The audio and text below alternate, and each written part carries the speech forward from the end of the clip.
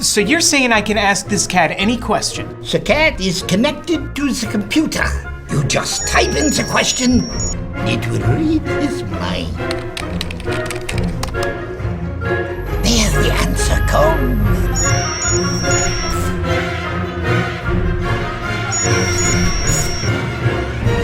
You're the man! I've been looking for this for weeks.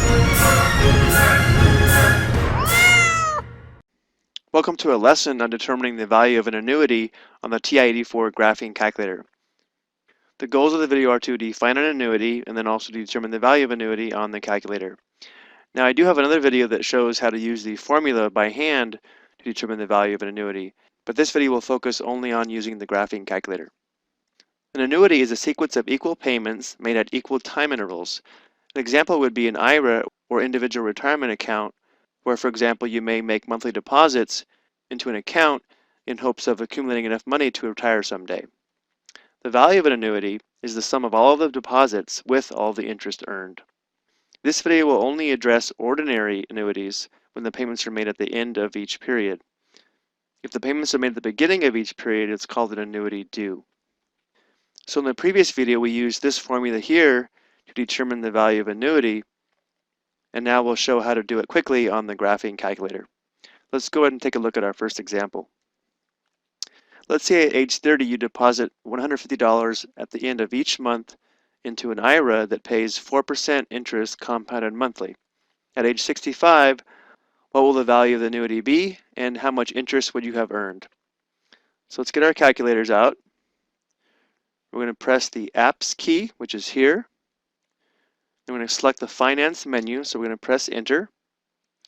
Then we're going to select the TMV solver, so we're going to press Enter again. Now there are a couple ways to solve this on the calculator, but I like using the TMV solver. What we're going to do here is enter in all the values except for FV for future value. So N represents the total number of compounds over the 35 years. 35 years because we're starting at 30 and ending at age 65. So the number of compounds per year is 12 because it's compounded monthly. So N is going to be 12 times 35. I stands for the interest rate, which is 4%. Present value, when we start, would be 0 because there's no money in the account to begin with. The payment is the amount that we're going to pay each month, which will be $150, but since we're paying it, we're going to type in negative 150. We'll leave the future value alone for right now and scroll down to P/N, that stands for payments per year. Since it's monthly, that'll be 12. C/year stands for compounds per year. That'll be 12 as well. And as we mentioned before, we're going to make payments at the end of each month. Now let's go back up to FV for future value.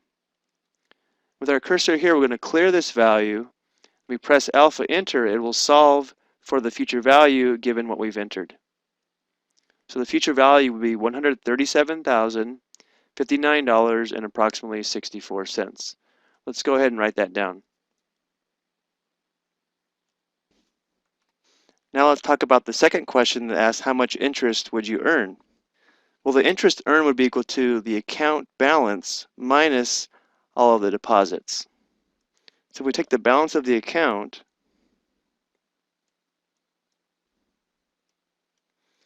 and then we subtract all of our deposits, each deposit was $150, so times 12 would give us the amount of the yearly deposits, and then we make these deposits for 35 years, so times 35. So this account would have earned $74,059.64 over the 35 years.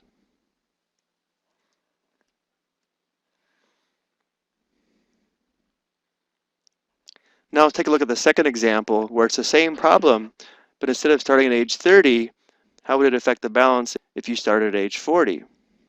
So if we go back to our calculator, you're going to press Apps, Enter, Enter, and now we're going to have to change the value of N because now we're only making deposits for 25 years, so N is going to be 12 times 25.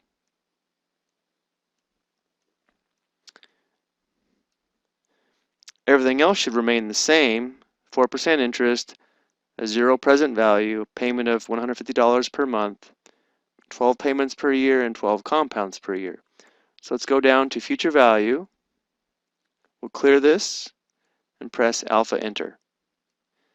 And now the balance at age 65 would only be $77,119.43.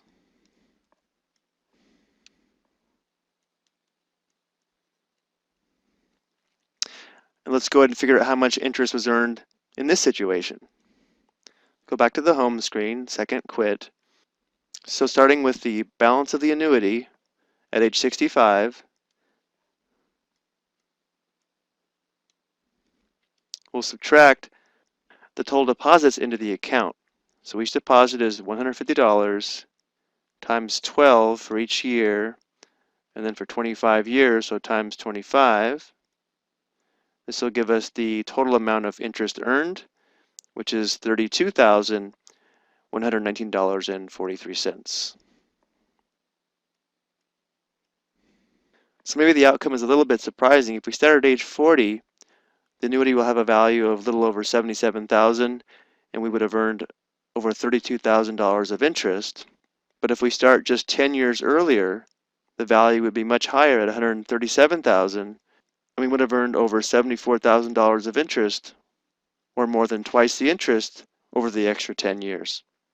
I hope you found these examples helpful. Thank you for watching.